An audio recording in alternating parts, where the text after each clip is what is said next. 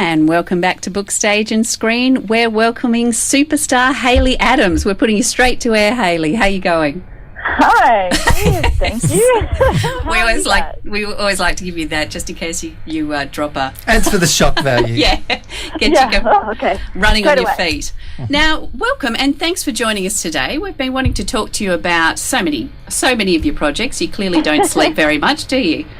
I have two people. I'm a twin, so we share the load. Are you identical twins or not? We were arguing about this earlier. Yeah, far from identical. Elise was born first, but I claim leadership. So, Okay. Sounds like a power struggle going on there. But you work well together, obviously, because you're working on a whole lot of projects together. Yeah, she's very happy for me to do the producer thing and just tell her where to be, what to do. She's totally fine to just sit and write. So. Oh, perfect. So what is it the twins do? What is your roles? So my twin sister and I, we work together on a lot of various projects, mainly with the aim of she's a screenwriter and I'm a producer. Mm-hmm.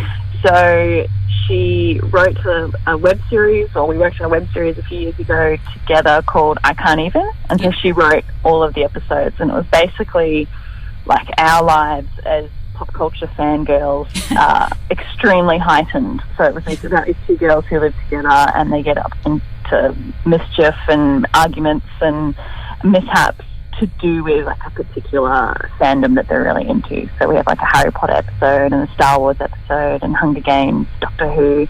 And it was really just a chance for us to like explore and exploit all of the toys that we bought over the years. Claim as a tax deduction, hopefully. Yeah. Production design was not hard. Well, that's always good. Write what you know, produce what you know. Now, you did do a producing course at VCA. Yeah, so I was doing the VCA producing masters, and she was doing the screenwriting masters, and we were doing it at the same time. So it's like they're both 18-month courses. Yeah. And it was about a year into it that we started talking. I mean, the idea or the aim at the time was always for us to work together. We were both leaning really far into television. Mm-hmm. We watched more TV and things just like seemed, more rewarding, the ongoing narrative. And we kind of realised at the end of the first year, she, at her course, was never going to get any of her writing produced. And the stuff that I was producing was other writers and directors' stuff, which I didn't have as much of a, creative input into. And we both have really similar tastes. So we just sort of thought, like, we're at film school with so many people that want to get out there and do stuff. Like, let's just make something. And a web series just seemed like the easiest thing and the most attainable. And we watched a lot of YouTube. So it was just sort of like, let's go out and try that while we can. That was sort of the beginning. It is a great medium for that, isn't it? To sort of explore an idea. You can get good production values and good story across without that much of an investment of, that's going to break everybody, basically. Yeah, and we kind of approached it from, we did a pilot first. Okay. So we actually shot at we released it, but it's at a totally different location, just to sort of like, okay, is this how it works? So we went through the whole process of casting and scripting and getting a kind of crew together and trying to think what location would be ideal. Yep. And we, after the first shoot, kind of picked up on things, I guess, that we wanted to make better or things that we wanted to change. Mm-hmm. And then we had, say, I think it was about 3 months worth of time where Elise wrote more scripts or tweaked past ones to, like, for example, suit the actresses better or be even more self-contained so that they were easier to shoot, just so that we had enough time and stuff. So it gave us that chance. There was nobody sort of, telling us what to do. We could just go out and do it because it was a web series and we were in charge. Yes. So it really, gave us that freedom to do whatever we wanted to do, but also to take our time and learn from it a lot, which was always our goal. And is that what inspired you? So you've got your own web series, and I believe you're shooting more at the moment. Is that right? Yeah, so we've shot 5 episodes for our second season. We shot them at the end of last year, so they're all in the edit. And then we're just going to shoot one more, hopefully very soon. We're just confirming all the details. But because the thing with the second season, I think, for a web series is you come back to a second season if you liked the idea and you had fun, whether or not I guess it was successful or if you got a lot of views. But if you want to challenge yourself to do something bigger and better. So, yeah, that's what we've been doing with season 2. Like, we had a slightly bigger crew. The ideas are a bit bigger. Yeah. The style is more defined. So we're doing one more episode to shoot, outside of the apartment because most of our episodes are contained. So, of course, shooting on location just adds a lot more complications that we're dealing with at the moment. So, yeah, but we are shooting more, and we hope to release them quite soon, but it just takes time.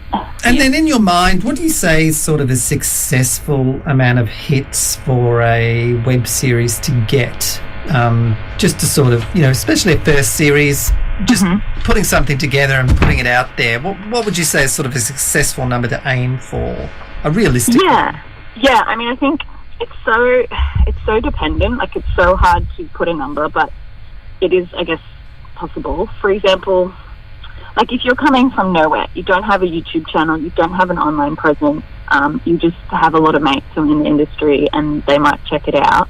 Like, if you can get, and it depends also, it's really weird, like, it depends how you release it as well, if you're releasing all at once or over one at a time. Like, but it's really hard to get people to, like, go to that next stage of sitting down and watching something. But if you're making 4-minute, 5-minute episodes and you're going to release them in some sort of hype and lead up, you're talking about it for the week, I think that if you had coming from nowhere, getting 500 to 1,000 views in a month or two is pretty good / safe.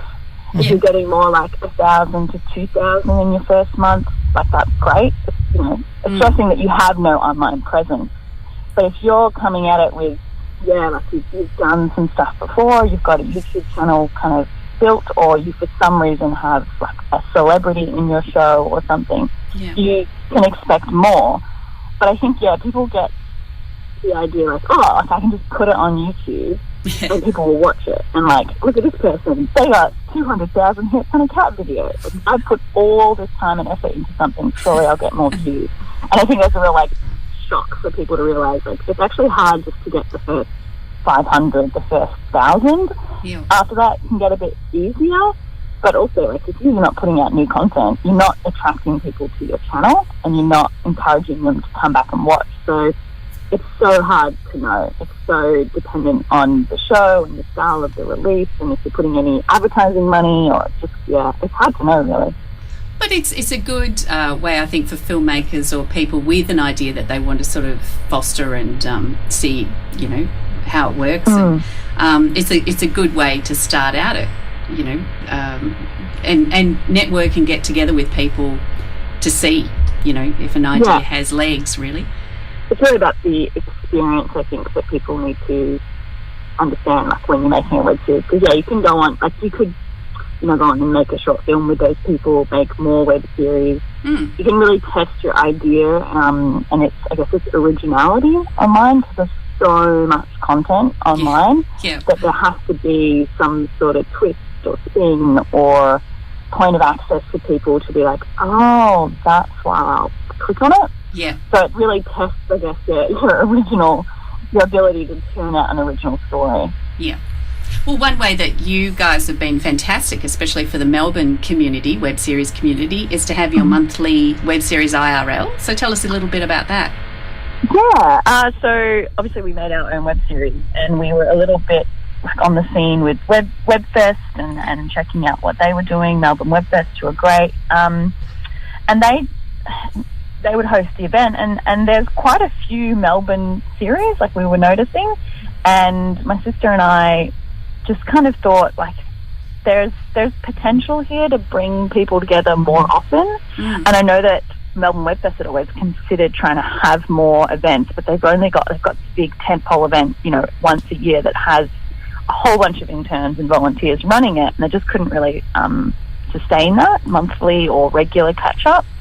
And so we just thought, look, let's put on something at Loop Bar, because Loop is a great venue if anybody's looking for a venue for free hire. They host a lot of web series launch nights. And so we chatted to them about, I guess, having a regular event where we could bring people on to talk about their web series and to talk about how they made it, because there's a lot of web series now getting a bit of funding and getting out there, or they've got a YouTuber, and that can be a totally different playing field if you don't have a social media presence. So there's just such a range. Like, they're all the same genre, but we basically get 3 web series together on a night, Thursday night usually at Lupa, and we have a screening, so you actually get to see your show with an audience, which most YouTubers or YouTube web series don't get to see, and see like where the laughs are or where the sadness is.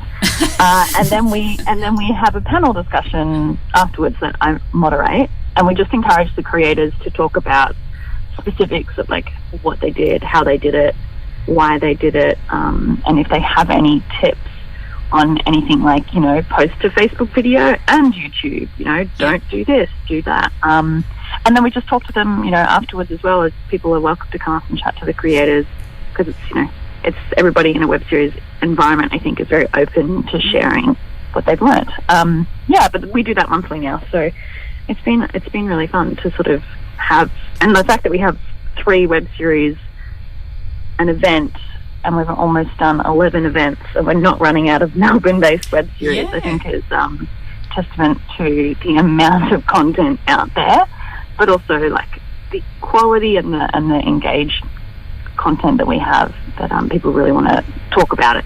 Yeah. Oh yeah, it's great. We went to the December one, and they're all so different, and which is great, because it just shows you that there's so many different ideas out there.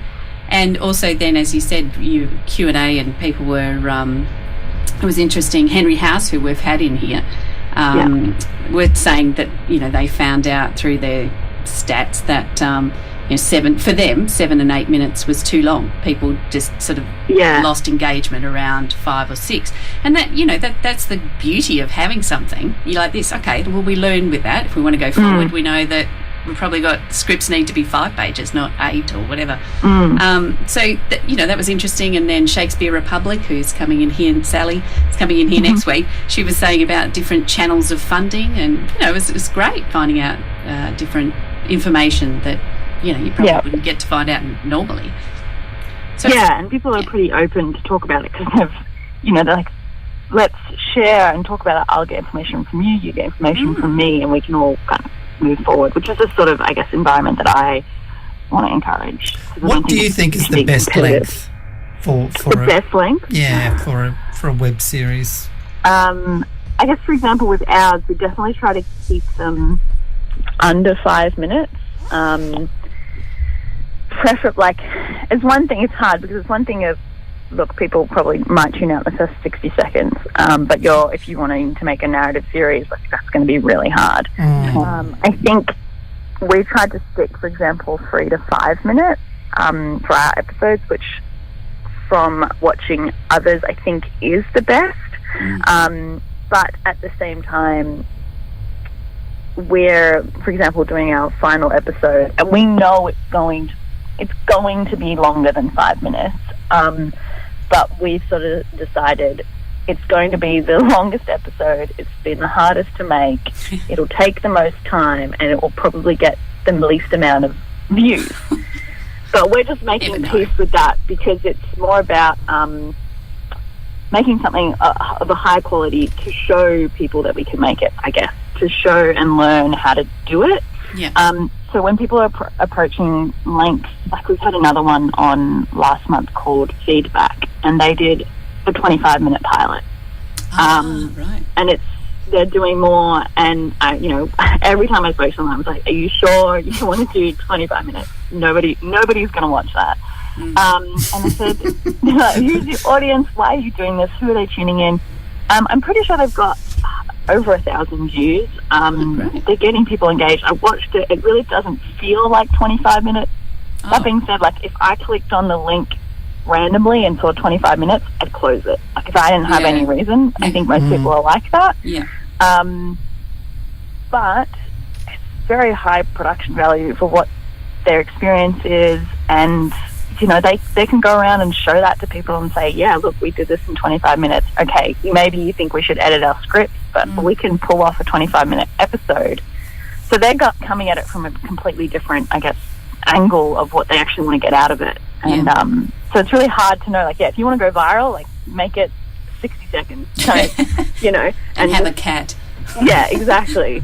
But it's really hard to figure out with narrative content. Yeah. Because there's so many different ways to go about it, and to tell your story, it might not fit. But maybe it should. I don't know. Well, that's part of the beauty of it. Put yourself out there, and if it's viral, it's viral. If nothing else, you've got something to show the people that you probably want to go and work with next. So, yeah, exactly. Well, let's.